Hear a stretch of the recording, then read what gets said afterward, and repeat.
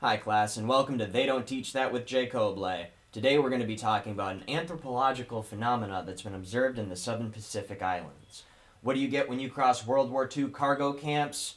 A tribe of uncontacted natives, and, well, a conflict beyond their comprehension and scope? That's right, we're talking about cargo cults. Picture this. You and a group of friends are commissioned by a local government to go and explore uncontrolled and unexplored lands. On the unexplored jungle islands of the Pacific, you're not really sure what to expect, and certainly you didn't expect this. A wooden plane made of a lot of localized materials that is not functional by any means, just seems to be sitting in the middle of the jungle.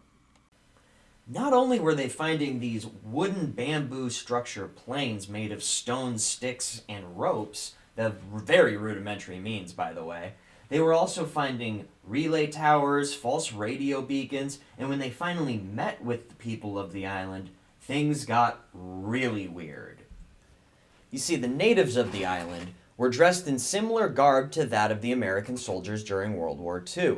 Even the ones that weren't wearing chest pieces would have the USA letters printed and painted on their chest in a red ink. Not only this, but they were doing marching drills and other military-style drilling and commands as some form of ritual or rite, which was definitely strange to the explorers.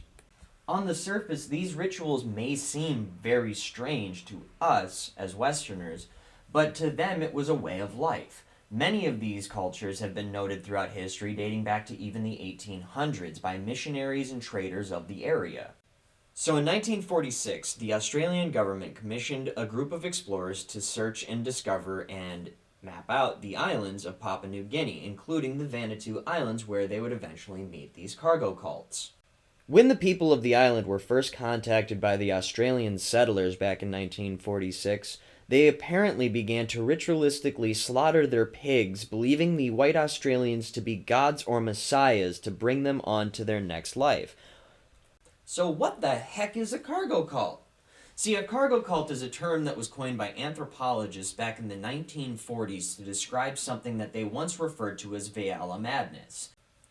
This would change to the term cargo cult for a number of reasons, mainly being that these were religious rituals and services that these people were conducting, not abstract, things that they were doing out of crazy, desperate madness, Kind of a mean blanket term, don't you think?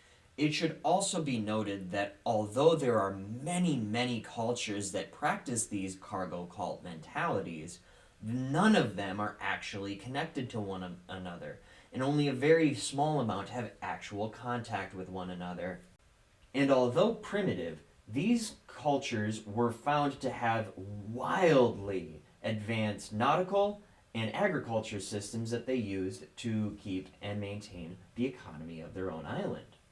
Though noted throughout history since the 1800s, it wasn't until 1922 when F.E. Williams, employed by the Australian territory of Papua New Guinea, noted the tribe had abandoned their initiation ceremonies and destroyed ritual sites and artifacts, replacing these with marching, drilling, and some other strange rituals, including miming tea parties at ornately decorated tables covered in flowers. As well, on February 15th on the island of Tanna, the group known as the John Frum cult actually celebrate John Frum Day.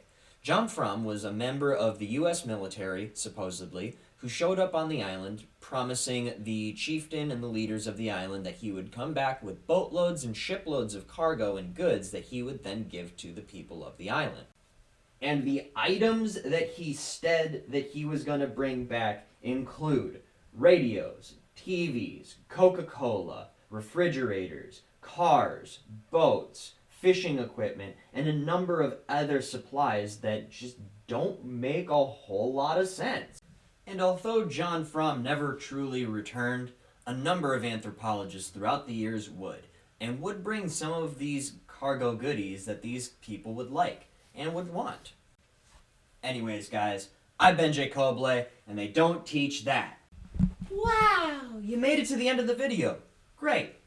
Like, share, and comment if you haven't already. And if you could, smash on that subscribe button. It definitely helps. Today's episode was a little shorter than what I'd like to be putting out there, but the facts are the facts. There is not a lot of information about these cargo cults that has been properly brought about in any form of media.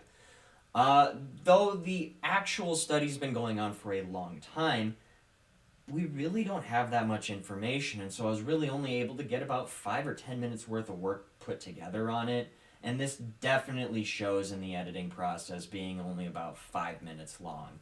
See, the study was so full of a lot of repeated information that it was very difficult for me to find a lot of valuable sources for the information I was looking for. That being said, all my sources will be linked into the description below. Feel free to do your own research as well. I highly encourage it. Thanks. Have a great day.